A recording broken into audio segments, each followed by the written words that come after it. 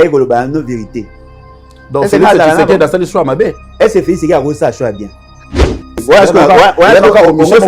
ça m'a posé à maman Félix Ségué. Na tout ni kaka te. Mais Félix Ségué, il a savoir que Félix Ségué n'aime pas créer problème tout ça. Mais ça qui pouvoir Kinshasa te mtangé ba kufa. C'est Félix. Faut dire au côté là. C'est lui qui nous a trahis. C'est lui qui a signé les accords avec le Rwanda. C'est lui qui a réchauffé le M23. C'est lui qui nous a fait entrer dans EAC. C'est lui. Et ça, il y a un peu de temps. Tu vois, pas si les ali, mais bateau baboumi batouana resteront impunis. Pour que M23 ba yawa, il faut pas une loi d'amnistie. On ne peut pas le poursuivre pour le fait auto les allélo. Et là, on pourrait éviter un mot. Pourquoi avons-nous décrété l'état de siège? Sans militaires, sans équipement, sans ration.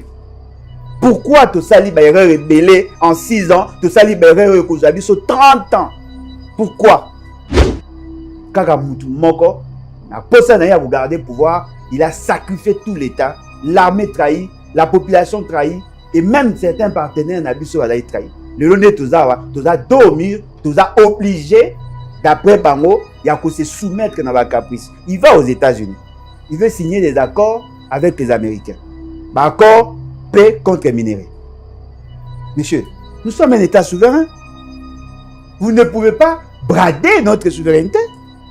Parce qu'on a la possibilité à pouvoir. À signer par accord, Blackwater, cette entreprise paramilitaire, pour sécuriser l'intérêt, il y a des Américains chez nous.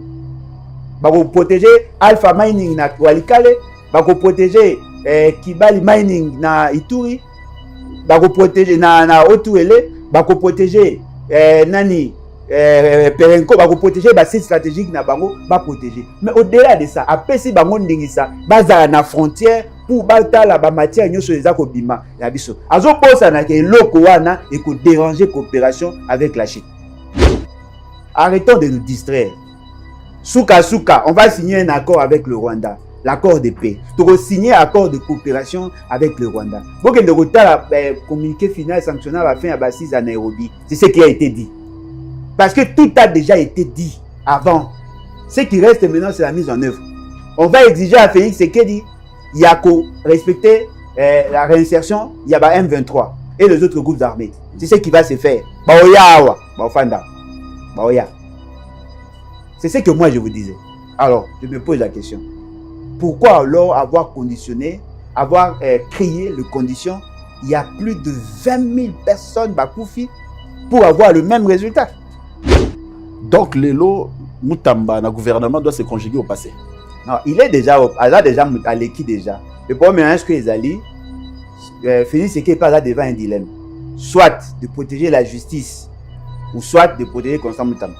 Ce qui a protégé Constant Moutamba, il a dit qu'il n'y aura plus de justice et les magistrats ne seront pas contents.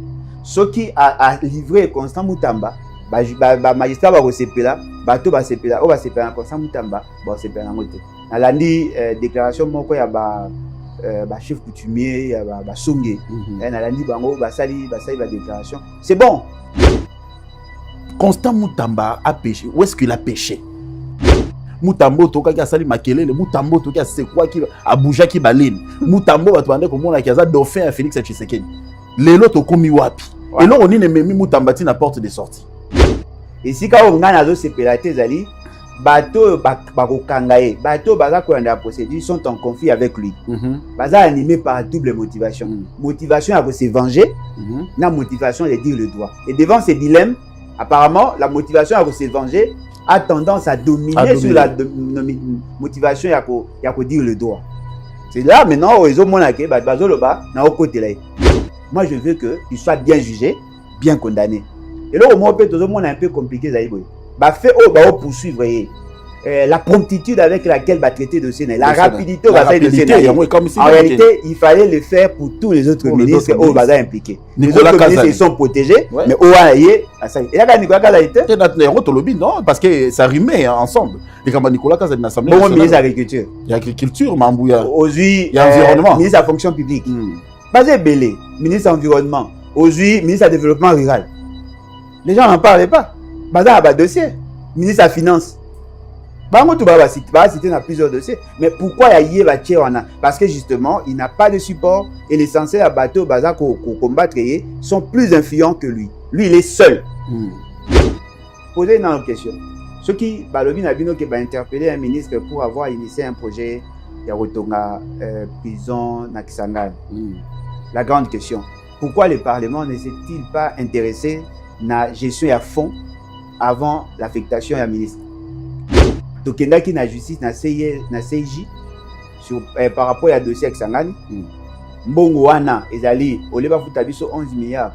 Ndenge bongaki ndenge to sengaki Félix Sekela Kakoli tina 325 millions au lieu que ba affecter mbongo wana pona ko indemniser ba victime balobi bango il faut ba gérer parce que ba victime ba pesa bango mbongo te créer des ordres ba créer Frivao na Frivao bango ba créer ba tie ba gérer mbongo wana na mbongo wana sur les 325 millions 195 millions ici côté na libenga l'état na libenga Frivao. La grande question, qu'avons-nous fait de cet argent? Mais bah, il va payer sa victime. $200. Si vous avez comme à 2000. Si vous avez payé $200, 2000. Pour apporter quoi? Mais prenons, va recevoir 195 millions. Bah ça la ventilation, bah qu'est-ce qu'ils ont fait avec cet argent? Oh, cet argent, il a qui pour indemniser la victime. Il a qui pour payer ça va te copter. Mais créer COP. Non, mais il faut créer orientation au gouvernement qui est au malade. Non, mais c'est une bonne idée, la victime, non, bon, la victime, non, on a posé. Non, mais il y a eu 1000 morts. Il y a eu 3000 blessés. Bah, tu vas bouger ça, banda, tu vas bébé ça, on a 325 millions, ils ont belé par rapport à ça. Pas si na bino, pas si na bango, ils allaient, bah, l'ingité va payer ça, bah, tout le monde est béni, il va au bonga. Il faut faire l'effort que bango va gérer. Mais ceux qui vont gérer, quels sont les projets structurants où bango va salir? Quelles sont les initiatives